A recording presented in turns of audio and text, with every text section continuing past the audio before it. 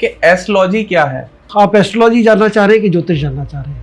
Sir मुझे लगता है दोनों एक ही है, ज्योतिष हिंदी में, एस्ट्रोलॉजी इंग्लिश में। नहीं, यही फर्क है कि astrology is a very poor translation of word ज्योतिष। ओके। जो हम हिंदुस्तान में फॉलो करते हैं वो एस्ट्रोलॉजी फॉलो नहीं करते, हम ज्योतिष ही फॉलो करते हैं। मुझे एक एस्ट्रोलॉजर ने ही बताया है, ज्योतिष ने बताया है कि जो मांगलिक होता है उसकी ना सेक्सुअल डिजायर बहुत हाई होती है, और जो नहीं है, नॉन मांगलिक है, उसकी सेक्सुअल डिजायर कम होती है। जो सबसे बड़ा डर फैलाया जाता है वो ये फैलाया जाता है कि अगर मांगलिक नॉन मांगलिक की शादी होगी तो नॉन मांगलिक की डेथ हो जाएगी। पैसे की जो रेमेडी बता रहे, वो रेमेडी करके खुद भी तो पैसा कमा सकते हैं जी।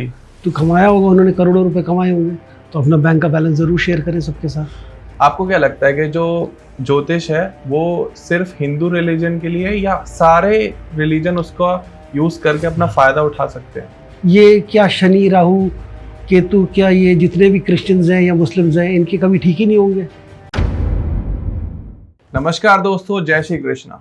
तो स्वागत है आपका एक और शानदार पॉडकास्ट में। हर पॉडकास्ट में शुरुआत ऐसी करता हूँ कि शानदार, मज़ेदार, लास्ट तक देखना, इसमें आपको बहुत रेमेडीज मिलने वाली हैं, ऐसा कुछ मिलेगा जो आप स्टक्ड हो जाओगे, आपने पहले कभी नहीं सुना होगा। तो फिर वही शुरुआत है, एक और नया पॉडकास्ट, लेकिन यहाँ हम बात करने वाले मिथ्स को लेकर। आपने एस्ट्रोलॉजी के इतने सारे हमारे पॉडकास्ट देखे जिसमें हमने आपको बताया कि धन वर्षा के लिए ये कर लो, हेल्थ के लिए वो कर लो, घर के लिए ये उपाय हो जाएगा, गाड़ी खरीदनी है ये रेमेडी फॉलो कर लो। इतने सारे आपने एस्ट्रोलॉजर्स देखे, वास्तु देखा, न्यूमरोलॉजी के पॉडकास्ट देखे हमारे, थैंक यू सो मच। लेकिन आज एक और नया पॉडकास्ट जो हम रिकॉर्ड करने वाले हैं, यहाँ हम लोग कोई रेमेडीज डिस्कस नहीं करेंगे। यहाँ डिस्कस करेंगे कि क्या ये जो रेमेडीज या जो दोष होते हैं या जो उपाय होते हैं, क्या ये सही में वर्क करते हैं? क्या ये हर इंसान को रील देख के फॉलो कर लेनी चाहिए? मिथ्स क्या है आज के टाइम में, और एस्ट्रोलॉजी अब किस तरफ जा रही है? जो ज्योतिष है, एस्ट्रोलॉजी है, लोगों ने उसको कैसे यूज कर रहे हैं, और आप समझो कि कुछ पॉडकास्ट में कुछ नया। तो प्लीज सभी से रिक्वेस्ट है, इस पॉडकास्ट को पूरा देखना, जस्ट इसलिए कि जो मिथ्स चल रहे हैं, जो आपके दिमाग में चल रहा है कि ये वाला पानी पी लिया तो कोई कृपा बरसने लगेगी, क्या वो सही में ऐसा होता है? क्योंकि आज हमारे साथ जुड़े हुए हैं जिनको बहुत सालों का अनुभव है, काफ़ी सारी सर ने बुक्स लिखी हैं अलग अलग टॉपिक पर, और पढ़ाते भी हैं, वास्तु पढ़ाते हैं, एस्ट्रोलॉजी पढ़ाते हैं, न्यूमरोलॉजी पढ़ाते हैं, बाकी सर बताएंगे। तो हमारे साथ जुड़ चुके हैं हमारे स्टूडियो में डॉक्टर सौरभ अवस्थी सर। नमस्कार सर, राधे राधे, कैसे हैं आप? बहुत बढ़िया सर। सबसे पहले तो आपका एक शॉर्ट इंट्रोडक्शन, सो दैट कि हमारी ऑडियंस आपसे कनेक्ट कर पाए। मेरा नाम सौरभ अवस्थी है। मैं और मेरी वाइफ मीनाक्षी अवस्थी, हम लोग एस्ट्रोमेट्री करके एक हमारी इंस्टीट्यूट है, वो हम चलाते हैं, जिसमें हम ऑकल्ट में आने वाले सभी टॉपिक्स, द एस्ट्रोलॉजी, मैं एस्ट्रोलॉजी पढ़ाता हूँ तो एस्ट्रोलॉजी हम वैदिक एस्ट्रोलॉजी जिसको पराशरी एस्ट्रोलॉजी बोलते हैं वो, दूसरा भृगुनंदी नाड़ी और नाड़ी ज्योतिष, ये तीनों ही मैं पढ़ाता हूँ। साथ में वास्तु और न्यूमरोलॉजी, वैदिक न्यूमरोलॉजी पढ़ाते हैं, ग्राफोलॉजी पढ़ाते हैं, और इसके फिर टैरो, पामिस्ट्री और बाकी और हीलिंग मोडालिटीज़ जो है, प्राणिक हीलिंग, रेकी, ये सब पढ़ाते हैं। तो ये सभी चीज़ें हमारे ऑकल्ट के अंदर ऐसा कोई कोर्स नहीं है जो हम लोग नहीं करते। लगभग 100 से ज़्यादा कोर्सेज हम लोग पढ़ाते हैं, 100 प्लस कोर्सेज। तो सौरभ साहब, सबसे पहला क्वेश्चन यही है कि एस्ट्रोलॉजी क्या है? एस्ट्रोलॉजी क्या है? एस्ट्रोलॉजी, आप एस्ट्रोलॉजी जानना चाह रहे हैं कि ज्योतिष जानना चाह रहे हैं? सर मुझे लगता है दोनों एक ही है, ज्योतिष हिंदी में, एस्ट्रोलॉजी इंग्लिश में। नहीं, यही फर्क है कि astrology is a very poor translation of word ज्योतिष। ओके। और अगर आप इसके लिटरल मीनिंग की बात करेंगे तो लिटरल मीनिंग भी दोनों वर्ड्स का अलग है। अच्छा। और अगर आप इसका एसेंस की बात करेंगे, दोनों वर्ड का एसेंस क्या है, वो भी अलग है। मैं बहुत शॉर्ट पे बताता हूँ कि एस्ट्रोलॉजी को जैसे अगर हम उसका संधि विच्छेद करें एस्ट्रोलॉजी शब्द का, जी, तो एस्टर प्लस लोगोस आता है, एस्टर प्लस लोगोस, या आप एस्टर प्लस लॉजिक बोल दें। विच भी एस्टर का मतलब स्टार हो गया, और लॉजी का मतलब या लोगोस का मतलब उसकी स्टडी कह लीजिए या उसके बारे में जानना कह लीजिए, वो हो गया। तो स्टार्स की स्टडी को हम एस्ट्रोलॉजी कहते हैं। ओके। जबकि ज्योतिष का मतलब, ज्योतिष में तो कोई स्टार नहीं आया। ज्योतिष का मतलब क्या है? ज्योतिष इज बेसिकली ज्योति। ज्योतिष में हम बोलते हैं ज्योति, और ईश को आप जोड़ सकते हैं डिवाइन के साथ। अच्छा। तो डिवाइन लाइट है, ज्योतिष इज डिवाइन लाइट। अच्छा। डिवाइन लाइट किस चीज़ के लिए है? डिवाइन लाइट आपको रास्ता दिखाने के लिए, आपके जीवन का रास्ता दिखाने के लिए। तो दोनों में ना तो वर्ड सिमिलर है, ना ही कोई इनका एसेंस जो इनकी जो डेप्थ है वर्ड की, वही मतलब इंग्लिश ट्रांसलेशन करते ही वर्ड ज्योतिष की डेप्थ जो है या जो उसका मतलब है वही खत्म हो गया। तो दोनों की टेक्निक्स सेम है या वो भी अलग है? नहीं, टेक्निक तो अलग अलग है। जो हम हिंदुस्तान में फॉलो करते हैं वो एस्ट्रोलॉजी फॉलो नहीं करते, हम ज्योतिष ही फॉलो करते हैं। अच्छा। कोई एस्ट्रोलॉजी सिर्फ एक इंग्लिश उसका ट्रांसलेशन है। अब अंग्रेज आए तो अंग्रेजों ने कुछ दे के चले गए हम लोग को। बहुत सारे ऐसे वर्ड्स हैं हिंदी के या संस्कृत के जिनकी की एक्चुअल जो इंग्लिश ट्रांसलेशन है वो सही नहीं है या वो एक्चुअल एसेंस कैरी नहीं करती। जैसे हम धर्म की इंग्लिश बोलते हैं, धर्म की कोई इंग्लिश नहीं है। There is no word which can translate dharma into, हम रिलीजन से कंपेयर करते हैं धर्म को, बल्कि धर्म रिलीजन नहीं है। किसी संप्रदाय की इंग्लिश बोले या किसी हम सेक्ट की वो बोले, वो रिलीजन आप बोल सकते हैं, धर्म अच्छा। नहीं है। तो सर हम तो अभी तक यही कहते थे कि हमने बहुत सारे पॉडकास्ट किए हैं एस्ट्रोलॉजी और ज्योतिष के ऊपर। हाँ, तो ऐसा आप बोल सकते हैं, क्योंकि अब अगर मैं ज्योतिष बोलूँगा तो क्या होता है ना, देखिए अब क्या अंग्रेजी का ज़माना पीछे, हम लोग खुद ही अपनी हिंदी या संस्कृत पे थोड़ा सा अपने आप को हीन समझते हैं कि हम लोग हिंदी वर्ड बोलेंगे तो हम थोड़े से अंग्रेज़ी में बात करना ज़्यादा प्रेफर करते हैं। हम हिंदी में थोड़ा अपने आप को लगता है कि ये तो हिंदी यूज़ कर रहे हैं, थोड़ा मेंटल वो आता है। और ज्योतिष वर्ड अगर मैं बोलूँगा तो आपको लगेगा कोई भगवा पहने हुए, माला वाला डाले हुए, कोई चोटी वाला इंसान या कोई तिलक विलक लगाए, ऐसा इमेजरी आपके मन में आ जाती है जी। एस्ट्रोलॉजर की इमेजरी थोड़ी सी आपको रिफाइंड लगती है कि ये रिफाइंड है थोड़ा, मतलब एस्ट्रोलॉजी बोल रहे तो ये थोड़ा वैसा नहीं होगा गेटअप। हाँ जी, हाँ जी। तो ये भी आपकी वो ये ठीक है, ओवर द ईयर्स हम लोग अंग्रेजी यूज़ करते हैं और अंग्रेजी में चूँकि अंग्रेजी का प्रचलन ज़्यादा है और हम अपने आप को ज़्यादा एडवांस और मॉडर्न समझते हैं अंग्रेजी बोल के, लेकिन जो शास्त्र हम पढ़ रहे हैं, जो स्टडी है वो ज्योतिष की है। तो आपके हिसाब से मुझे ये बताइए कि जो आज के टाइम में बहुत सारी ऐप आ गई हैं ज्योतिष की और एस्ट्रोलॉजी की भी, दोनों की हम बात कर लेते हैं, तो कितनी रिलायबल है? आप देखिए, दो तरीके की ऐप है। एक ऐप है जिसमें कि आप अपना हॉरोस्कोप देख सकते हैं, अपनी कैलकुलेशंस देख सकते हैं, एक वो है। दूसरी ऐप आजकल जो चल रही है जिसमें कि आप क्वेश्चंस पूछ सकते हैं, जहाँ एस्ट्रोलॉजर बैठा हुआ है। तो कि कौन सी वाली ऐप के बारे में हम सर जिसमें हम क्वेश्चन पूछ सकते हैं, कंसल्ट कर सकते हैं? देखिए, मैंने भी पिछले 2 साल पहले लगभग 23 एंड में मैंने भी, हम लोगों ने अपनी ऐप लॉन्च करी थी, एस्ट्रोमेट्री टॉक ऐप, जिसमें हमने अपने स्टूडेंट्स के लिए सोचा था कि हम ये करेंगे। अनफॉर्चुनेटली वो हमें थोड़ा बंद करनी पड़ी, क्योंकि उसमें जो क्वेश्चंस आ रहे थे, एक तो जो लोग जैसे लोग आ रहे थे और जैसे क्वेश्चंस आ रहे थे और जो एक्सपेक्ट कर रहे थे, अब लोगों को चाहिए यहाँ पे क्विक सोल्यूशन। हाँ जी, ठीक है, 1 मिनट में, 2 मिनट में, 3 मिनट में, 5 मिनट में आपके क्वेश्चंस का आंसर मिल जाए, शॉर्टकट जल्दी। अब 5 मिनट तो कुंडली बनाकर उसको समझने में ही लग जाता है कि कुंडली में है क्या, लिखा क्या है जी। अब मैंने खुद अटेंड करे कॉल्स, मैंने खुद उसमें अपने कस्टमर से बात करी, तो समझ में आया कि ये this is not serious astrology. यहाँ पे ज़्यादातर यंगस्टर्स आते हैं, लड़कियाँ आती हैं, लड़के आते हैं जो 20-21 साल में जी। उनके मेजर क्वेश्चन भी वही होते हैं, मेरा एक्स वापस आएगा कि नहीं आएगा, हाँ जी, मेरा अफेयर टूट गया क्या होगा, generally relationship related. But serious नहीं, मतलब पैसा खर्च करके, मतलब जहाँ पे आप एस्ट्रोलॉजर को बोल रहे हैं कि आप अपनी लाइफ की गाइडेंस चाह रहे हैं, आप एक इम्पॉर्टेंट उसकी गाइडेंस पे जो वो बोल रहा है उस पर आपका भविष्य, या आप उसके बेसिस पे अपने डिसीजंस लेंगे जी। वो 5 मिनट में कैसे पॉसिबल है? 100 रुपये के अंदर, 200 रुपये में फ्री में चैट करके कुछ मिल जाए।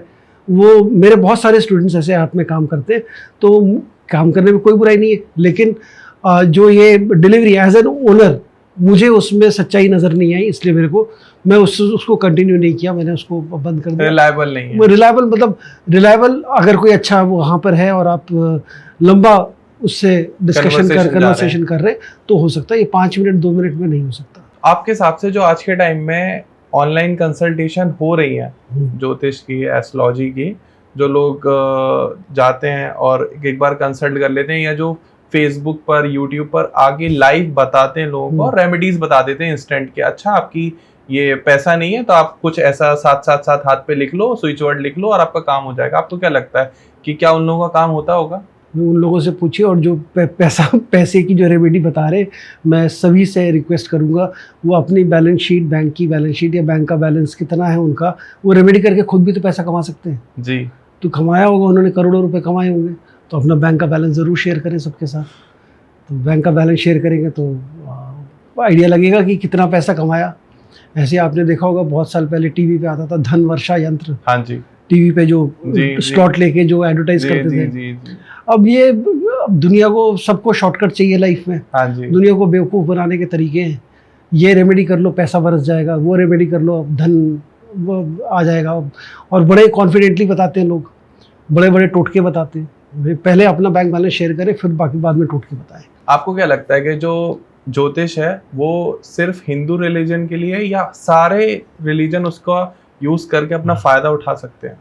भी ज्योतिष जो आदमी पैदा हुआ है, जिसका टाइम डेट प्लेस है हमारे पास, सबके लिए ज्योतिष है। अच्छा। ज्योतिष जो है सबके लिए across cast, colour, creed, sex, religion, सबको अक्रॉस सेम काम करती है। ओके। किसी के साथ भी ऐसा नहीं है कि ज्योतिष ज़्यादा किसी के लिए कम करेगी, किसी के लिए ज़्यादा करेगी। इसीलिए मुझे जब हम उपाय की बात करते हैं, रेमेडीज़ की बात करते हैं जी। तो हमारे हिंदू धर्म में तो हम, आपने सुना होगा, ये पूजा करा लो, ये मंत्र पढ़ लो, यहाँ पे इस मंदिर चले जाओ तो यहाँ पे ये कर लो।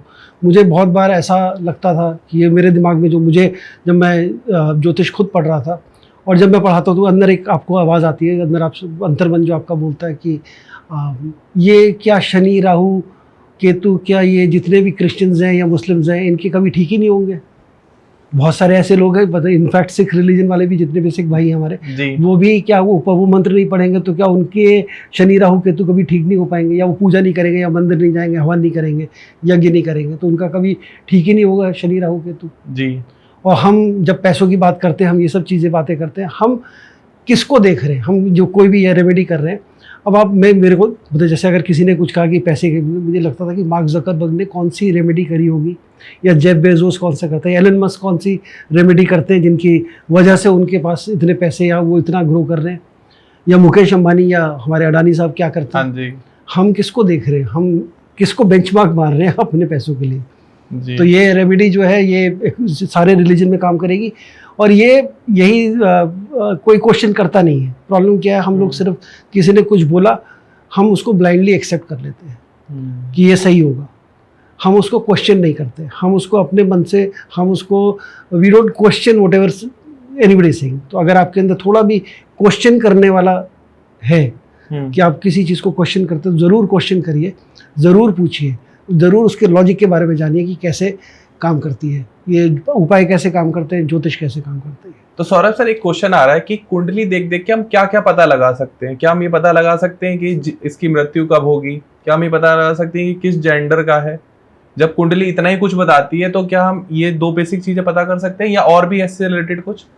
देखिए, कुंडली देख के कुछ लिमिटेशंस हैं हमारी, ठीक है। जैसे हम कोई कुंडली आपके सामने आई है, रखी है, हम ये नहीं बता पाएंगे ये मेल की कुंडली है, फीमेल की है, ट्रांसजेंडर की है, किसकी है। ये उस पर पता करना बहुत मुश्किल है जी। मुश्किल नहीं, मतलब हम नहीं बता सकते हैं। दूसरी चीज़, डेथ कब होगी, ये बड़ा ज्योतिष में डेथ का बहुत ही मतलब बहुत इंट्रिगिंग, हर जो भी रिसर्च बेस्ड ज्योतिष जो भी है उसके लिए बड़ा ही चैलेंजिंग टॉपिक है डेथ का। लेकिन कुछ चीज़ें जो हैं वो ऊपर वाले के हाथ में है, आना और जाना जी। डेथ के लिए भी हम ऊपर वाले को ही कहेंगे। हम ये बता सकते हैं कि मृत्यु तुल्य कष्ट होगा, मतलब आपको ये पीरियड बड़ा बहुत ज़्यादा पेनफुल जाएगा, चाहे वो हेल्थ वाइज जाए, चाहे वो मॉनिटरी जाए। मतलब ऐसा फील होगा कि जैसे, मतलब होता है ना कि आदमी बहुत कष्ट में है कि वो अब मरी क्यों नहीं गई, उस वैसे वाली फील जो आती कभी कभी किसी के साथ ज़्यादा प्रॉब्लम है, तो वैसी कंडीशन आएगी, वो हम बता सकते हैं। डेथ हो जाएगी ये नहीं, ये वर्जित ही है बताना जी। मतलब ये जो अच्छा ज्योतिष होगा वो नहीं बोलेगा कि आप कि ये डेथ वाला पॉइंट वो हाथ ही नहीं लगाएगा, ना ही वो इस पर भी बात करेगा। जो हम चाइल्ड बर्थ की जब बात करते हैं तो कि मेल होगा कि फीमेल होगा, जो ढंग का, जो सही ज्योतिष होगा। क्या ऑकल्ट साइंस ये भी बता सकती है कि मेरा एक्स कब वापस आएगा? ये जो आजकल के नए वो है ज्योतिष है, वो बता सकते होंगे। ऐसा कोई उसमें कुंडली में ना तो एक्स लिखा है ना वाई लिखा है। हाँ, प्रेम कब होगा, अब लव अफेयर कब होगा वो बता सकते हैं, ब्रेकअप कब होगा ये बता सकते हैं, वही आदमी वापस आएगा ये कहीं नहीं लिखा। ये लाखों सवाल हैं सर, ये आपने जो आज बताया है, मेरे हिसाब से जो एस्ट्रोलॉजी ऐप पर क्वेश्चन आते हैं 90% यही होते हैं। बिल्कुल यही होते हैं। मैंने यही क्वेश्चन सुन के, और मेरे स्टूडेंट जो उस पर काम कर रहे थे उनके फीडबैक के बाद ही मैंने ये कॉन्शियस डिसीजन लिया, काफ़ी पैसा वेस्ट किया और उसको बंद कर दिया अपनी ऐप को कि मुझे ये झूठ नहीं फैलाना। क्या तंत्र और वशीकरण ऑकल्ट साइंस का पार्ट है? देखिए तंत्र, वशीकरण, ऑकल्ट साइंस, ऑकल्ट में सब कुछ आ जाता जी। है। ऑकल्ट एक अम्ब्रेला टॉपिक है, ऑकल्ट नाम जो आपने बोला हाँ जी। ये एक अम्ब्रेला टॉपिक है, इसमें सब आ जाता है। तंत्र भी आएगा, तंत्र का ही पार्ट है वशीकरण। जी। तंत्र मतलब तंत्र विद्या जो है वो उसी का एक छोटा पार्ट है वशीकरण, हम बोल सकते हैं। तो अब वशीकरण जो लोग करते हैं या जो तंत्र करते हैं, जो बाकी ये ऑकल्ट में इस तरफ जो जाते हैं उसको हम डार्क साइड ऑफ ऑकल्ट बोलते हैं, जो थोड़ा कम लोग यूज़ करते हैं और उसको जनरली लोग नेगेटिव फॉर्म में यूज़ करते हैं। आपके हिसाब से वशीकरण होता है? जैसे बहुत ऐड चलते हैं सर, मैं इसलिए पूछ रहा हूँ। बिल्कुल बिल्कुल। लेकिन आपने देखा जो वशीकरण वाले जो लोग हैं वो कहाँ बैठे, क्या ऐड कर रहे हैं, कैसे ऐड कर रहे हैं, पता नहीं सर। मतलब जो ऐड चल रही है मुझे खुद पर्सनली कॉल आती है, क्योंकि हाँ। मैं पॉडकास्ट करता हूँ, लोग मेरा नंबर ढूंढ ढूंढ के मुझे कॉल करते हैं कि वशीकरण कराना है, तो मैं बताता हूँ कि भाई मैं पॉडकास्ट करता हूँ, जिनके साथ कर रहा था आप उनसे बात करो। बिल्कुल, जो वशीकरण बोलते हैं वशीकरण होता है। हमारे पास बहुत सारी बुक्स हैं, ऐसी बहुत सारी हमारी पुरानी किताबें हैं जिनमें कि वशीकरण और ऐसी विद्याओं का जिक्र है। उसमें उनके वो भी दिए गए हैं, स्टेप्स भी दिए गए हैं। कोई पूजा, कोई तंत्र मंत्र कर रहा है, उसको वशीकरण करना है, वो करे। इसका ये वशीकरण एक्चुअली होता है किसी के ऊपर कि नहीं होता। तो मेरा ये मानना है कि वशीकरण वगैरह ये सब झूठ है, कंप्लीट झूठ है, 100% झूठ है। ये ना तो वशीकरण होता है। अब आपने ये भी सुना होगा, वशीकरण की बात कर रहे हो आप, तो काला जादू होता है। हाँ जी, है? इंद्रजाल, काला जादू। वो काला जादू पे तो बहुत सारे लोग ये करते हैं, बहुत सारे ज्योतिष बोलते हैं जी कि आपके ऊपर किसी ने कुछ करा दिया होगा। हाँ जी, ये भी बोलते हैं। बहुत सारे लोग मेरे पास आते हैं पूछते हुए कि जी हम फला ज्योतिष ने मुझे बोला कि हम मेरे ऊपर कुछ करा दिया, हमारे ऊपर किसी ने कुछ करा दिया। तो अब जब कोई किसी के पास आंसर नहीं मिलता, आपने पूछा मेरी नौकरी कब लगेगी, या मेरा कर्जा है ये कब पूरा होगा, या मेरी ये डिफ़िकल्ट टाइम चल रहा है ये कब ख़त्म होगा, जब मुझे कोई आंसर नहीं समझ में आ रहा ज्योतिष कुंडली में, तो मेरे लिए सबसे सरल तरीका है बताना कि आपके ऊपर किसी ने कुछ करा दिया है। अब मैंने जैसे ही बोला आपके ऊपर किसी ने कुछ करा दिया, तो आप बोलोगे हाँ मुझे भी ऐसे ही लगता है, आपको भी ऐसे ही लगता है। वो आपके मन से, आपके माइंड से खेल रहे। ना कोई किसी के ऊपर कुछ करा सकता है। और ये बेसिकली अगर आप खुद वीक हैं, आप अगर खुद इमोशनली वीक हैं, ठीक है, हम ऐसा बोलते हैं अगर आप इमोशनली वीक हैं, आप थोड़े से जैसे होते हैं ना, थोड़ा डिप्रेसिव टेंडेंसीज वाले हैं, थोड़ा डिप्रेशन जल्दी आता है, थोड़ा जल्दी आप इमोशनल हो जाते हैं, एंग्जाइटी फील करते हैं, तो वो उन लोगों पे ज़्यादा असर करती है ये चीज़। हाँ जी, हाँ जी, हाँ जी। और जब आदमी घबराया होता है तब सबसे ज़्यादा वर्नरेबल होता है इन सब चीज़ों के लिए, और वो फिर इसी चक्कर में फंस जाता है कि किसी ने कुछ करा दिया होगा। ज्योतिष में दोष बहुत सारे हैं। हाँ। और दोषों के ऊपर मेरे हिसाब से लाखों पॉडकास्ट हो चुके होंगे, वीडियोस बन चुकी होंगी। आपके हिसाब से दोष क्या है? दोष क्या है? देखिए चलो दोष से स्टार्ट करते हैं। तो ज्योतिष के हिस्ट्री में आज तक का सबसे बड़ा स्कैम, ठीक है, आज तक का सबसे बड़ा स्कैम मैं बोल रहा हूँ और बहुत जिम्मेदारी के साथ बोल रहा हूँ, सबसे बड़ा स्कैम है मांगलिक दोष। अच्छा, सुना होगा आपने मांगलिक हाँ दोष? जी, मैं खुद हूँ। आप खुद हैं। मांगलिक की शादी मांगलिक के साथ होनी चाहिए, ऐसा बोलते हैं जी। नहीं होगी तो क्या हो जाएगा? नहीं होगी, मैं ऑन कैमरा कह सकता हूँ, मुझे एक एस्ट्रोलॉजर ने ही बताया है, ज्योतिष ने बताया है कि जो मांगलिक होता है उसकी ना सेक्सुअल डिजायर बहुत हाई होती है। अच्छा। क्योंकि उसकी एनर्जी हाई होती है, और जो नहीं है, नॉन मांगलिक है, उसकी सेक्सुअल डिजायर कम होती है। तो इसीलिए मांगलिक की मांगलिक के साथ कराना चाहिए, ऐसा उन्होंने मुझे बताया था। अच्छा, चलिए वो देखिए ये अब ये दोनों तरफ काम करता है। दो लोगों की हाई है, ठीक है, और ये हाई हमेशा रहेगी ऐसा नहीं है, ठीक है, कभी ये भी फेजेस में आती है। दूसरा, मांगलिक दोष वैसे होता क्या, अगर मैं उस पर थोड़ा सा आपको पहले बताने की कोशिश करूँ कि मैं पर्सपेक्टिव क्लियर हो जाए। क्योंकि कुंडली में 12 घर होते हैं हमारे। हाँ जी, हाँ जी। उसमें से 6 घरों में अगर मंगल है, हाँ। पहले में, दूसरे में, चौथे में, 7वें में, 8वें में, 12वें में अगर मंगल है तो वो मांगलिक दोष की श्रेणी में आता है, वो मांगलिक दोष कहलाता है। अब इसका मतलब हो गया कि 50% लोगों की कुंडली में 50% जनता जो है मांगलिक है। भाई 12 में से 6 हो गए तो हर एक 50%। हाँ, बिल्कुल बिल्कुल। अब कुछ लोग इसको चंद्र कुंडली से भी देखते हैं। हाँ जी, ठीक है, कि चंद्र कुंडली से मंगल कहाँ आ रहा है, तो उसको भी मांगलिक बना देते हैं। फिर कुछ लोग वीनस से देखते हैं, क्योंकि वीनस रिलेशनशिप का कारक है, वीनस से मंगल की पोजीशन क्या है जी। तो मेरे ख्याल से तो सारी जनता ही मांगलिक है। और 70-80% लोग आपने मांगलिक कर दिए तो अब क्या बचा ही क्या। और इसका सबसे बड़ा जो एक उदाहरण, मतलब मांगलिक नॉन मांगलिक की है, जो सबसे बड़ा डर फैलाया जाता है वो ये फैलाया जाता है कि अगर मांगलिक नॉन मांगलिक की शादी होगी तो नॉन मांगलिक की डेथ हो जाएगी। हाँ, ठीक है, उसके लिए अच्छा नहीं है। अब मुझे ये नहीं समझ में आता कि अगर मैं आपकी नौकरी, आपकी पढ़ाई, आपकी हेल्थ, आपका पैसा आपकी कुंडली से देख रहा हूँ, तो आपकी डेथ भी तो आप ही की कुंडली से देखूंगा। जी। मेरी कुंडली से दूसरे की डेथ कैसे हो जाएगी, unless you are marrying a murderer. अगर किसी ऐसे मर्डरर के साथ शादी हो रही है तो आप वो आपका कत्ल कर देगा या वो तब आपकी डेथ हो सकती है, अदरवाइज डेथ की होगी। जी। ये सरासर स्कैम है इसके नाम पर।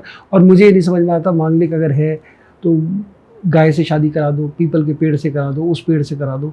तो मैं तो थक गया बता के लोगों को कि कुछ नहीं होता। बट अगर एक बार मन में वहम आ जाए, देखिए क्या है ना, आपने रेमेडी हम ये सब बात कर रहे हैं, वहम का कोई इलाज नहीं है। डर और वहम, और ज्योतिष को अनफॉर्चुनेटली आज की डेट में डर और वहम का बिजनेस बना रखा है। ट्रू। तो ये डर और वहम वाले जो करें, और यही अगर आपको जानना है कौन सही एस्ट्रोलॉजर है या कौन सही ज्योतिष है जो आपको गाइड कर रहा है, अगर आपके क्वेश्चंस का आंसर सही नहीं दे रहा है, मतलब अगर आपने पूछा शादी कब होगी और वो टाइम नहीं बता पा रहा, और वो बोल रहा है आप मांगलिक हैं, आपकी कुंडली में ये दोष है, वो दोष है, या ये पूजा करा लो, ऐसा कर लो, इसका मतलब वो फ्रॉड है। एक और योग है सर, बहुत मार्केट में है, उसके नाम पर डराया जाता है, काल्प सर्प योग। आपको क्या लगता है कि इस योग क्या देखिए value है? कितनी हैरानी की बात है, जो हमारी जो ओरिजिनल टेक्स्ट बुक है, हाँ जी। जिसको हम बाइबल मानते हैं, हमारी ज्योतिष का बाइबल मानते हैं हम जिसको, विच इज बृहद पराशर होरा शास्त्र। हाँ, मैंने भी देखी तो है अब वो। उसके अंदर इस दोष का जिक्र ही नहीं है। अच्छा। ना मांगलिक है ना ये है। मांगलिक मंगल दोष के नाम से जरूर उसमें कुछ एक श्लोक है, लेकिन इसका कोई जिक्र नहीं। काल्प सर्प योग काल सर्प योग का जिक्र नहीं है, और फिर भी लोग परेशान हैं। और होता क्या, ये योग है कि दोष है ये नहीं बता पाया कोई, यही नहीं बता पाया ये योग है कि दोष है। कुछ लोग बोलते हैं सचिन तेंदुलकर की कुंडली में काल सर्प योग है, हाँ। लता मंगेशकर की कुंडली में काल सर्प योग है। अब उनकी कुंडली में योग हो गया, हमारी किसी और की कुंडली में दोष हो गया। अच्छा चलो ठीक है, मान लिया दोष है बहुत बड़ा, होता क्या है इससे? अब किसी एस्ट्रोलॉजर से आप पूछोगे कि क्या होता है, वो बोलेगा बहुत बाधाएं आएंगी आपके काम में, बहुत रुकावटें आएंगी, संघर्ष रहेगा। तो मुझे तो कोई एक ऐसा इंसान नहीं मिला आज तक जिसकी लाइफ में बाधाएं और संघर्ष ना आया। पैदा होते ही आ जाता है। इवन आपकी लाइफ में भी आया? सबकी लाइफ में आता है। हाँ जी। आपको अगर ऐसा लगता है कि भाई मोदी जी की लाइफ में कम आता है, उनकी लाइफ में भी आता है। अगर कोई ऐसा ही कोई रेमेडी काम करती होती, हाँ। तो कोई भी सत्ता से नीचे नहीं आता। कांग्रेस पार्टी कभी सत्ता से नीचे नहीं आती, उनके पास कमी है एस्ट्रोलॉजर्स की। सही बात है। अगर यही सत्ता में ही रहने वाला कोई भी बता, आपको जो चीज़ चाहिए उसके लिए रेमेडी अगर है, रेमेडी को हर चीज़ के लिए रेमेडी उपलब्ध है, उससे करके अगर हम जो चाहिए हमें वो अचीव कर सकते हैं, तो फिर हमें काम करने की ज़रूरत क्या है? आपको ये पॉडकास्ट, मुझे यहाँ बैठने की, आपको इधर बैठने की ज़रूरत ही क्या है? सही बात है, कर्म तो करना पड़ेगा। बिना कर्म के कुछ नहीं है, सब कुछ कर्म है। तो एक और मैं इससे रिलेटेड है कि जनरली पूछा जाता है कि मेरे जीवन में इतनी समस्याएं क्यों आ रही हैं, तो एस्ट्रोलॉजर्स प्रिडिक्ट करते हैं या बताते हैं कुंडली देख के कि भाई आपकी शनि की 7.5 चल रही है, इसकी रेमेडीज कर लो सब सही हो जाएगा। तो 7.5 का क्या महत्व है? देखिए अगर हम अपनी टेक्स्ट के हिसाब से जाएं, जो पुरानी हमारी किताबें, कुछ स्टोरीज़ जो हमें बताई गई हैं 7.5 के ऊपर, तो बड़ी इंटरेस्टिंग स्टोरीज़ बताई गई हैं, और बड़े उससे हम लोग बड़े प्रभावित हो जाते हैं, और हम उससे ये मान लेते हैं कि हाँ ये 7.5 का ही इम्पैक्ट है, क्योंकि ऐसे ऐसे भगवान को लेकर बताई गई हैं। ऐसा बोला जाता है कि रावण जो है, रावण ने अपने, हमें मालूम है रावण ने सारे ग्रह अपने कब्जे में कर रखे थे। हाँ जी। तो अपनी उसने जब भी उसकी जो सिंहासन था रावण का, उसने सीढ़ियों में सारे ग्रहों को बिछा रखा था, सबके ऊपर पाँव रख के जाता था जी। तो एक बार नारद मुनि आए वहाँ पर, उन्होंने पूछा शनि से कि आपकी तो दृष्टि बड़ी खराब होती है, तो रावण अभी तक कुछ कर नहीं पाया आपका। तो उसने कहा मैं पीठ के बल लेटा हूँ ना, अभी सब पीठ के बल लेटे हैं, तो इसलिए नहीं कर पाया। तो अब उन्होंने कहा कि ठीक है, जैसे ही पलटा उनको, तो नारद मुनि ने रावण को बोला कि पीठ पे पाँव क्यों रखते हो, इस पर तो दिखेगा ही नहीं, इनके फेशियल एक्सप्रेशन दिखेंगे नहीं, तो आप इनको उल्टा कर दो, इनकी छाती पे रखोगे पाँव, तो आपको और खुशी मिलेगी, और इनको देखेंगे, इनकी शक्लें दिखेंगी। तो फिर जैसे ही उसने कहा गुड आइडिया, चेंज कर दिया सबको, और जैसे ही चेंज किया वहाँ पर शनि की दृष्टि पड़ी रावण के ऊपर, और रावण जो है उस टाइम से उसका 7.5 शुरू हो गई, या उसका टाइम खराब शुरू हो गया, और फिर जो हुआ हमें मालूम ही है क्या हुआ उसके आगे जी। ऐसी शिव जी के ऊपर भी लोगों ने 7.5 की बता रखी है कि शिव जी की 7.5 आने वाली थी, तो वो काशी में जाके गंगा के नीचे रहे 7.5 साल, और बाहर निकले और पूछा शनि से कि मेरी 7.5 आई थी, कुछ नहीं हुआ मुझे। तो शनि ने बोला आप जैसे, आप महादेव को कोई गंगा के नीचे 7.5 साल रख दे, उससे बड़ा और क्या चाहिए, और क्या हो सकता है, और क्या आप चाहते हो कि क्या हो जाएगा। और तो ऐसे स्टोरीज हमें बताई गई कि 7.5, तो स्टोरी सुन के बड़ा अच्छा लगता है हमें। और हमें एक और बहाना मिल गया जी, एक और हमें अपनी रिस्पॉन्सिबिलिटी ना लेने का, जो हमारे एक्शंस हैं उनका जो रिजल्ट हमें मिल रहा है हमारे जीवन में, जो हमें अपने कर्मों का फल मिल रहा है, उसका ब्लेम किसी और चीज़ पे डालने का हमें मौका मिल गया। किसको डालो? शनि को डाल दो।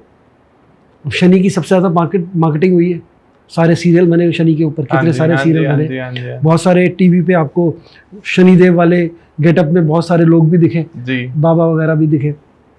तो शनि की पब्लिसिटी बहुत हुई और शनि को अननेसेसरीली आपको सबसे बड़ा विलेन बना दिया गया। ज्योतिष का सबसे बड़ा विलेन शनि। कुछ नहीं बोलना आपको, किसी को कोई भी आया वो खुद ही बोलते हुए आते लोग कि मेरी तो 7.5 चल रही है। लोगों को देखनी भी नहीं आती 7.5 और उनको बोल देते 7.5 चल रही है, और फिर 7.5 नहीं चल रही तो ढैया चल रही है। हाँ, ठीक है। अब कहीं ना कहीं 50% 60% लोगों की लाइफ में शनि की 7.5 या ढैया चल ही रही है। सारी दुनिया की 7.5 ढैया चल रही है। अब अगर आप एक्चुअल सेंस में देखेंगे तो शनि की 7.5 का कोई इम्पैक्ट नहीं होता, बिल्कुल इम्पैक्ट नहीं होता। शनि की 7.5 जब भी होगी, अब जो इम्पैक्ट होता है, सिंगल प्लैनेट है शनि, अकेला प्लैनेट है। अगर शनि ही सारी जिंदगी में आपकी रिजल्ट कर रहा है तो बाकी सारे प्लैनेट कहाँ हैं? भाई जुपिटर भी है, राहु भी है, केतु भी है, मंगल भी है, बुध भी है, शुक्र भी है। ये क्या कर रहे हैं? छुट्टी पे गए। 7.5 साल कहाँ जाएंगे ये लोग? किधर कोई वकेशन मनाने जाएंगे? किधर जाएंगे? तो 7.5 साल ये कोई काम नहीं करेंगे। जो दशाएं चल रही है, दशाओं में जो प्लैनेट है वो कोई काम नहीं कर रहा, सिर्फ 7.5 है। तो ये लोगों को बेवकूफ़ बनाने का, क्योंकि लोग बेवकूफ़ बन रहे हैं। अब पब्लिसिटी, जैसे मैंने स्टोरी बताई आपको पहले, वो स्टोरी कहीं ना कहीं सुनी है या टीवी पे देख ली या किसी के मुंह से सुन ली, तो उनको लगता है कि हाँ देखो, जब भगवान का शनि ने खराब कर दिया तो हम तो बहुत छोटी चीज़ है, और फिर उसके लिए उपाय करो। अब शनि क्या है? कर्म के फल का दाता है जी, कर्म फल दाता। अगर हम ज्योतिष के हिसाब से भी देखते हैं तो हमारी काल पुरुष की जो कुंडली है, 10वें और 11वें भाव का स्वामी शनि है। ठीक है। 10वां घर क्या है? कर्म है। 11वां भाव क्या है? कर्म का फल। तो इन दोनों भावों का स्वामी जो है वो शनि है। अच्छा, तो कर्म का फल दे रहा है ना आपको जी। है? अब हम जाके कितने लीटर सरसों का तेल शनि देव पे चढ़ा दें, कर्म ठीक ना करें तो क्या ठीक हो जाएगा? हमारा कर्म अगर नहीं है, हम अपने कर्मों पे काम नहीं करेंगे, हम कर्म गलत कर रहे हैं और शनि देव की पूजा करे जा रहे हैं, हमारे कर्म एक भी ठीक नहीं है। मैंने खुद ने सर बहुत चढ़ाए थे। कोई वो हमारी श्रद्धा है, वो आस्था है आपकी श्रद्धा आस्था, जिसमें भी जो आपका बिलीफ सिस्टम है, जिस पे काम कर रहा है वो कर रहा है। पूजा पाठ करना वो सब हमारा बिलीफ सिस्टम है। हाँ जी। कर्म नहीं कटेंगे, कर्म तो करने पड़ते नहीं, कर्म कटेंगे भी नहीं। अगर कुछ गलत किया है तो उसका रिजल्ट गलत ही आएगा, अच्छा किया तो उसका रिजल्ट अच्छा ही आएगा। तो शनि की जब दशा या 7.5 की हम बात करते हैं, दशा जब भी आती है, कुछ भी हम ऐसी ट्रांजिट्स की बात करते हैं, तो उस समय शनि आपके जो कर्म किए आपने उसका रिजल्ट देने आया है, तो एक्सेप्ट करिए रिजल्ट, और कुछ नहीं। पूजा कर लेने से आपके मन में तसल्ली हो जाएगी, आपके मन में एक तसल्ली आ जाएगी कि मैंने पूजा कर ली, अब मेरे साथ ठीक हो जाएगा। तो सबकॉन्शियस लेवल पे थोड़ा कहीं ना कहीं वो रेमेडी काम कर जाती है, उस तरीके आपके बिलीफ पे काम करती है। तो अगर हम आज की बात करें तो आज 19 मई है और राहु ट्रांजिट कर रहा है, तो उसका क्या असर देखने को मिलेगा? क्योंकि राहु के नाम पर जितना डर लगता है, मुझे नहीं लगता और किसी ग्रह के नाम पर लगता होगा। नहीं, राहु से डरने की जरूरत नहीं है, बल्कि राहु तो सबसे इंटरेस्टिंग ग्रह है। राहु ना हो तो हमारे जीवन में कुछ मतलब हमारा लाइफ बहुत बोरिंग हो जाएगी सबकी। हैपनिंग ग्रह है सबसे ज़्यादा, क्योंकि राहु जो है वो आपको वो सब चीज़ें दिखाता है जो आपने आज तक नहीं देखी। अच्छा, मतलब मैं तो टैगलाइन दिया है राहु को, एक्सपेक्ट द अनएक्सपेक्टेड। तो राहु का जब भी दशा आती है किसी की लाइफ में तो एक्सपेक्ट द अनएक्सपेक्टेड ही है। राहु कुछ भी कभी भी सडननेस का कारक है, एक्सट्रीम्स का कारक है, तो जो भी करता है एक्सट्रीम में करता है। प्लस हम बोलते हैं राहु जो है इल्यूजन है, भ्रम पैदा करता है आपको कि जो भी आप कर रहे हो, मतलब मैं तो कहूँगा भ्रम नहीं, आपके अंदर एक बड़ी अच्छी कन्विक्शन लेके आता है, जो आप कर रहे हो सही कर रहे हो। हाँ। और वो आप ही को लगता है कि मैं ही सही कर रहा हूँ, दुनिया को लगेगा गलत कर रहे हो। हाँ। बट आप इतने कन्विंस्ड होते हो कि मैं सही कर रहा हूँ। लेकिन आपने पूछा आज जो ट्रांजिट हुआ राहु का, तो राहु का ट्रांजिट आज 11 नंबर राशि एक्वेरियस में हुआ। बहुत सारे हमारे ज्योतिष भाई जो हैं अलग अलग राशियों की प्रेडिक्शन लेके हाजिर हैं कि आपकी राशि ये होगी तो उस पर ये असर होगा। देखिए ज्योतिष जो है बड़ी स्पेसिफिक साइंस है, जेनरिक साइंस नहीं है। ठीक है, तो अब 11 नंबर राशि में आपका कौन सा ग्रह बैठा है उस पर डिपेंड करेगा कि राहु का असर आपकी इस अगले 1.5 साल में राहु आपके साथ क्या करेगा। अच्छा, अगर मान लीजिए राहु का ट्रांजिट राहु के ऊपर हो रहा है, राहु ही बैठा 11 नंबर में, राहु के ऊपर आ रहा है, तो आप एक्सपेक्ट कर सकते हैं ये साल 1.5 साल जो है आपके नए नए आइडियाज़, ओवर इमेजिनेटिव आप हो जाएंगे, कोई नई शुरुआत भी होगी। राहु एक न्यू बिगिनिंग लेके आता है, हाँ। न्यू बिगिनिंग होगी। तो अब इसके नेगेटिव इम्पैक्ट पे मैं ज़्यादा नहीं बोलूँगा, लेकिन नेगेटिव क्योंकि ज़्यादा होगा नहीं, जो भी आप करेंगे खुद ही कन्विंस होकर करेंगे तो आपको नेगेटिव लगेगा नहीं। हाँ जी। और लेकिन नई शुरुआत ज़रूर देगा आपको, एक नई शुरुआत ज़रूर होगी। अगर राहु केतु के ऊपर आए और केतु राहु के ऊपर आए, जब भी आएंगे दोनों आपस में एक दूसरे के ऊपर ही आएंगे, तो भी लाइफ में एक ट्रैक चेंज हो जाएगा आपका। अब आप सोचिएगा कि जिसकी भी राहु केतु, मतलब अगर केतु 11 नंबर में किसी का बैठा है अभी और उसके ऊपर राहु अभी ट्रांजिट करेगा 1.5 साल, पिछले 18 साल, ठीक 18 साल पहले लाइफ की ट्रैक ने क्या चेंज किया था, क्योंकि लाइफ का ट्रैक चेंज होगा जब भी ऐसा ट्रांजिट आएगा। अच्छा, राहु केतु के ऊपर, केतु राहु के ऊपर, जब भी ऐसा आएगा तो there is a change, big change in life के अंदर एक बड़ा ट्रैक चेंज होगा। ओके। राहु अगर जुपिटर के ऊपर आएगा तो भी आपकी लाइफ में कुछ न्यू बिगिनिंग की हम बात करेंगे, कुछ नई शुरुआत होगी आपके पास। ऐसी अलग अलग राहु जब राहु मंगल के ऊपर किसी की अगर आ रहा है, मंगल 11 नंबर राशि में, तो सावधान होने की ज़रूरत है, क्योंकि उसमें उस समय चोट लगना, एक्सीडेंट होना या कहीं मतलब कुछ भी ऐसा काम होने की संभावना बढ़ जाती है, प्रोवाइडेड दशाएं भी वही बता रही हैं। दशा में भी वही हो। देखिए बड़ा सिंपल रूल है, दशा अगर दशा में नेगेटिव है और ट्रांजिट भी नेगेटिव है तो फिर वो नेगेटिव रिजल्ट देगा। दशा पॉजिटिव है, ट्रांजिट नेगेटिव है, तो बहुत ज़्यादा नेगेटिव नहीं होगा। अच्छा, इसीलिए 7.5 का मैंने बोला आपको कोई रिजल्ट नहीं आता, क्योंकि दशाओं का जो प्लैनेट है वो मेन है, दशा के जो प्लैनेट है वो मेन है, उनका रिजल्ट है, फिर उसके बाद ट्रांजिट का रिजल्ट है। तो सर राहु के साथ अगर मंगल हो तो सावधान होने की जरूरत है। हाँ। लेकिन हमारे व्यूअर्स तो ये जानना चाहते हैं कि पैसे के लिए कोई रेमेडी बता दो जिससे एकदम धन वर्षा हो जाए, करोड़ों रुपए आ जाए। घर से उठो, काम पे निकलो, काम करो, ईमानदारी से काम करो, पैसे अपने आप आएंगे, जब समय आएगा तब पैसे आ जाएंगे। कोई रेमेडी? तो सर जो ये हजारों रील्स वायरल हो रखी हैं, शॉर्टकट चाहिए, मैं तो बोला ना, जो भी बता रहा है पैसों की रेमेडी आपको, उसको अपनी बैंक स्टेटमेंट का फोटोकॉपी, उस जो अमाउंट है लास्ट, वो ज़रूर दिखाना चाहिए कि कितने पैसे आएंगे, कितने पैसे। कोई रेमेडी नहीं। देखिए एक और चीज़, रेमेडी की हम बात कर रहे हैं और मैं इतने उससे बोल रहा हूँ कि मैं एस्ट्रोलॉजर होकर बोल रहा हूँ, रेमेडी नहीं है। रेमेडीज वर्क ऑन फेथ, ठीक है। जैसे हम बोलते हैं कि रेमेडीज जो है ये किसी और चीज़ पे काम नहीं करते, सिर्फ आपके फेथ पे काम करती है। भगवान के ऊपर भी आपका फेथ काम करता है। It is not the remedy that works, it is a faith in the remedy that works, and it is not the God that works, it is your faith in the God that works. अब नवरात्रि होती है हमारे यहाँ, नवरात्रि होती है जी, सारे लोग यहाँ के जितने मुर्गे हैं छुट्टी पे चले जाते हैं। हाँ जी, ठीक है। दिल्ली एनसीआर में हमारे सारे मुर्गे शांत हो जाते हैं, दारू की दुकानों की सेल कम हो जाती है जी। कलकत्ता में भी दुर्गा पूजा होती है उसी समय, हाँ। सारे उधर शिफ्ट हो जाते हैं। वहाँ पार्टी का माहौल होता है, देवी एक ही है, देवी एक ही है, वहाँ सेलिब्रेशन अलग तरीके से, यहाँ पे उपवास रख के। सही बात है। वहाँ पे भी दुर्गा सप्तशती का पाठ होता है, यहाँ पर भी होता है, सेम ही चीज़ है, सेम ही दुर्गा, सेम ही शहर में जितने जो दुर्गा पूजा में पार्टिसिपेट कर रहे हैं तो वो अलग तरीके से कर रहे हैं, और हम कुछ लोग व्रत रख रहे हैं कि नवरात्रों में मना है, ये हम नहीं करेंगे। तो ये दुर्गा जी जो उन लोगों के लिए फल देंगी वो कम देंगी और हमारे लिए ज़्यादा देंगी, यहाँ पर जो व्रत रख रहे हैं या जो पार्टी कर रहे हैं तो उसके ऊपर ज़्यादा उसके लिए नुकसान करेंगी। फेथ की बात, सारी कहानी फेथ की है। तो ये फेथ है अगर आपका, तो God also works on faith, it is not the God that is working, it is your faith in the God that is working. तो इसके हिसाब से जो लोग मंगलवार को और शनिवार को नॉनवेज नहीं खाते, हाँ, शराब नहीं पीते, वो कहते हैं भाई आज मंगलवार है, आज बात नहीं करेंगे इस बारे में। बिल्कुल बिल्कुल। तो हनुमान जी के लिए पूजा करते हैं, ऑब्वियस सी बात है। तो फिर वो लोग क्या फॉलो करें?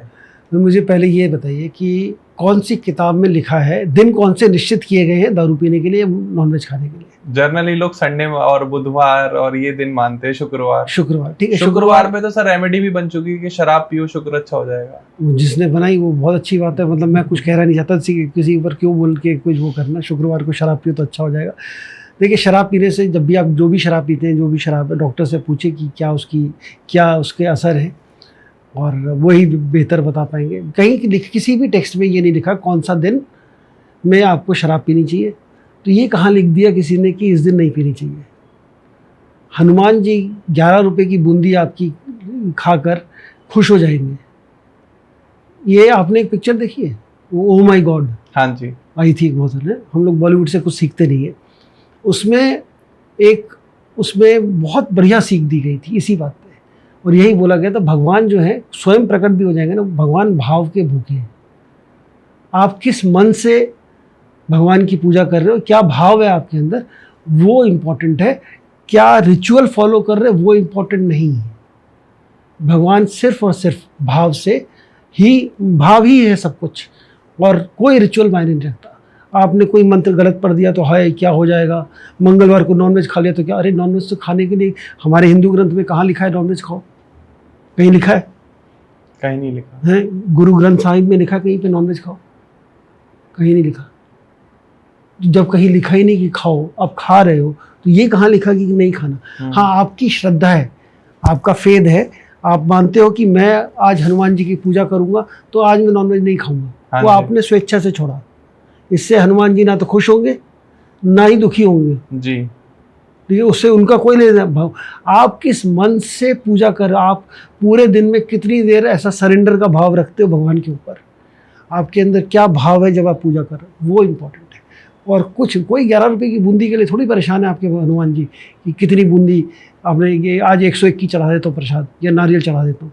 नारियल का कोई भूखा नहीं, कोई भगवान किसी भी चीज़ के, आपकी चढ़ाई हुई चीज़ों के भूखे नहीं, आपके भाव के भूखे। तो मन से करिए, भाव से करिए, सारी प्रेयर आपकी मानी जाएंगी। क्या बिना समय के, बिना डेट ऑफ बर्थ के जन्म कुंडली बनाई जा सकती है आपके हिसाब से? देखिए, बिना समय, बिना डेट ऑफ बर्थ के जन्म कुंडली जो है हम उसको प्रश्न ज्योतिष के हिसाब से देखते हैं। जैसे आप कोई आए, आपके पास कुछ भी नहीं है जी, कोई आपको पता ही नहीं कि कब आपकी डेट ऑफ बर्थ क्या है, टाइम क्या है, लेकिन आपके पास क्वेश्चन है, आप किसी चीज़ का क्वेश्चन पूछने आए ना, तो वो हम प्रश्न ज्योतिष के द्वारा उसी समय की कुंडली बनाकर अच्छा हम आंसर कर सकते हैं आपके प्रश्न। उसका प्रश्नों का सही उत्तर आएगा अगर प्रश्न जेन्युइन है तो। एक क्वेश्चन आता है जेम स्टोन से रिलेटेड, क्या जेम स्टोन पहनने से जो आपके दोष हैं, जो दिक्कत आ रही है लाइफ में, वो चली जाएंगी? फिर मैंने अभी थोड़ी देर पहले बोला रेमेडीज़ वर्क ऑन फेथ, है ना, तो ये वही वाली चीज़ है। जेमस्टोन पहनने से, देखिए जेमस्टोन बड़े लोग इसको बड़ा गलत तरीके से लेते हैं।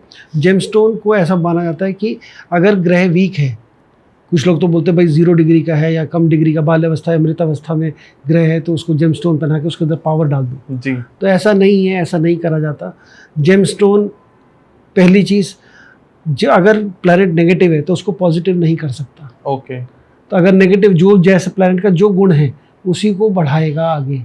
अगर पॉजिटिव है तो उसको और पॉजिटिव कर सकता है, नेगेटिव है तो और नेगेटिव करेगा। अच्छा, तो कभी भी नेगेटिव ग्रह के कभी भी जेमस्टोन नहीं पहनने चाहिए, कभी नहीं पहनने चाहिए। आप पहनते हैं? मैं पहना हुआ है, एक पहना हुआ मैंने। ओके। बस एक ही पहना हुआ, ये पहना हुआ है क्योंकि बहुत सालों से पहना हुआ है तो इसलिए पहना हुआ है, और कोई मतलब ठीक है, ये अलग अलग रीज़न है इसके जेमस्टोन पहन, लोग अलग अलग रीज़न से जेमस्टोन की बात करते हैं। हाँ, फ़ायदा बहुत है, फ़ायदा है, मतलब एस्ट्रोलॉजर को ज़रूर है, आज सामने वाले को पता है। मतलब जेमस्टोन अगर एस्ट्रोलॉजर, देखो एस्ट्रोलॉजर को तो वैसे ही 1100 रुपये मिलेंगे, 500 रुपये मिलते हैं देखने के, और वो अगर जेमस्टोन में ना कमाए तो किस में कमाएगा? सही बात। जेमस्टोन बहुत कमाएंगे। आपके हिसाब से क्या तावीज़ पहनने से या काला धागा बांधने से नज़र नहीं लगती है, ये आप मानते हो? देखो, मानने वाली जितनी भी बातें हैं ना वो सच नहीं है। सच होती तो हम मानते नहीं, ठीक है, जिसको हम बोलते हैं ना मानने, अगर मैं मानता हूँ कि ऐसा, मैंने ये नहीं मानता ना कि सूरज उगेगा कल, मुझे मालूम है सूरज कल उगेगा जी, वो फैक्ट है। तो जो भी फैक्ट है, जो ट्रुथ है, सच, वो आप मानते नहीं। जिस चीज़ को आप मान रहे हो, जिसको हम बोलते हैं बिलीव करना, हाँ जी, आप बिलीव करते हो इस चीज़ पे, तो हम जिसको बिलीव करते हैं वो सच नहीं है।